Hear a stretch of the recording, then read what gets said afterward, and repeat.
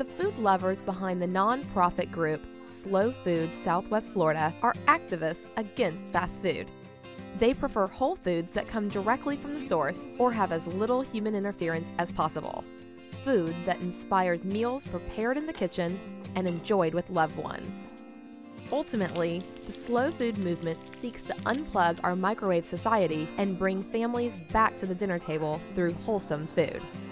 Slow food lifestyle is about leading a slower paced life and certainly eating dinner with your family, cooking and eating and sitting down to the table. And it's also a concern about the way food tastes. When food's shipped a long way, it loses taste and flavor and nutrients. Studies have shown that people who have strong roots in their community and have lots of friends and strong family roots and support lead healthier, happier lives.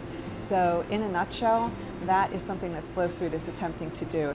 The slow food movement began in Rome, Italy in the mid-1980s with an organized protest against a McDonald's opening. The idea of taking the time to both prepare and enjoy food took flight across the world and landed in our own backyards. Today, slow food's grassroots efforts have caught on in several area restaurants. Chef Shannon Yates says he supports the cause because it brings families together. Slow foods to me is really a way of life, you know, it's back to the basics. It's anything but fast food, and it's really about slow roasting, baking, grilling, really home cooking more than anything. It starts from the ground level, and I keep going back to thinking back when I was raised with my mother and my grandmother. We were at the dinner table at 5 o'clock every day, and that's about family. And I don't think that happens enough in our society anymore.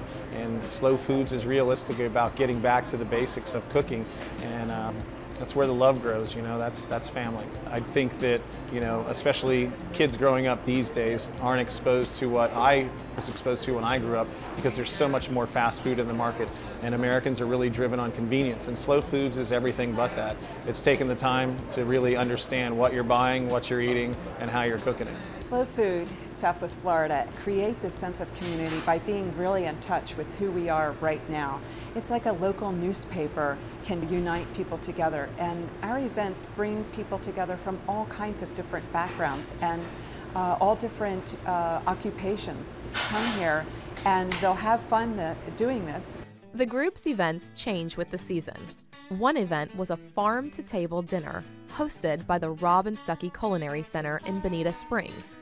Here, foodies enjoyed seasonal produce that had never seen the inside of a refrigerated truck.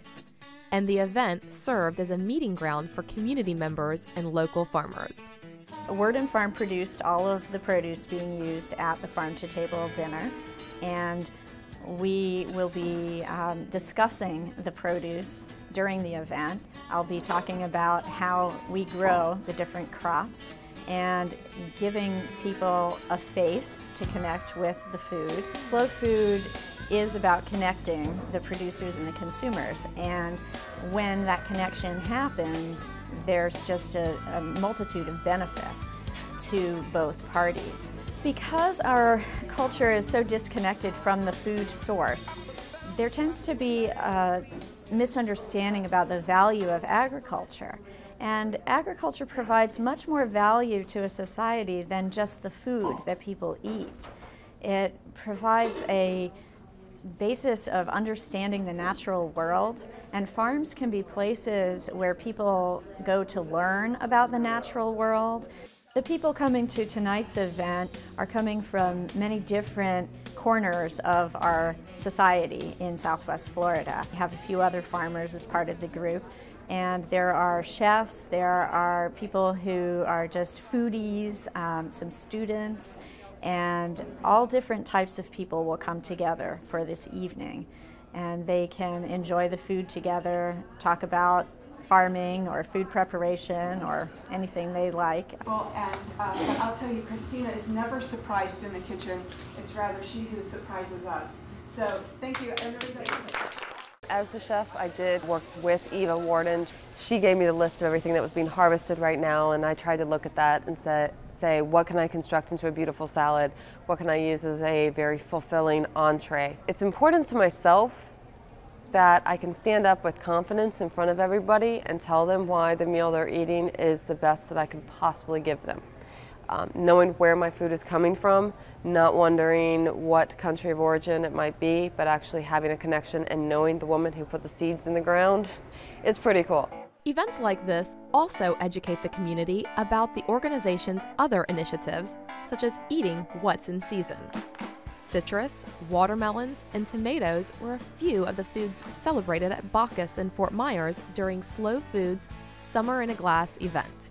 This is a really exciting event we're having. It's Summer in a Glass, and it's a contest today, and we've challenged the people who are attending to come up with drinks that are in celebration of the season. So they have to source everything locally, and it has to be things that are available right now, local and seasonally, in this drink. We have celebrity judges who will be here today who will make the final decision on these particular entries and drinks. The drinks that we'll be seeing today will be everything that's fresh and local right here, right now.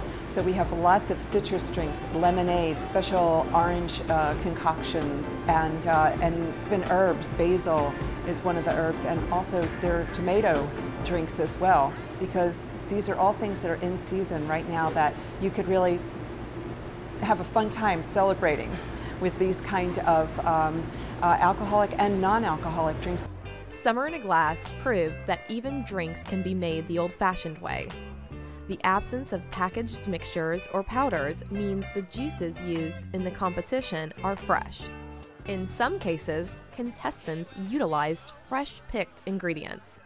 Today, for the Summer in a Glass event, I'm making a chocolate peppermint mojito. 3 of the ingredients in the drink are grown locally. The chocolate peppermint was grown by moi in North Fort Myers. The honey simple syrup, the honey was produced in North Fort Myers by a beekeeper. And the lemon juice involved in the drink is a cross between a lemon and a lime. And those were grown in Bonita Springs. Of course, we don't make rum here, so I had to buy Bacardi, and the club soda was not produced locally. But other than that, the other ingredients in the drink are all produced locally. It benefits the community in a myriad of ways. The essential way, I believe, is bringing the community together in a common cause. The common cause being locally grown, fresh. The slow food movement seeks to reinvent today's kitchen by advocating for local growers.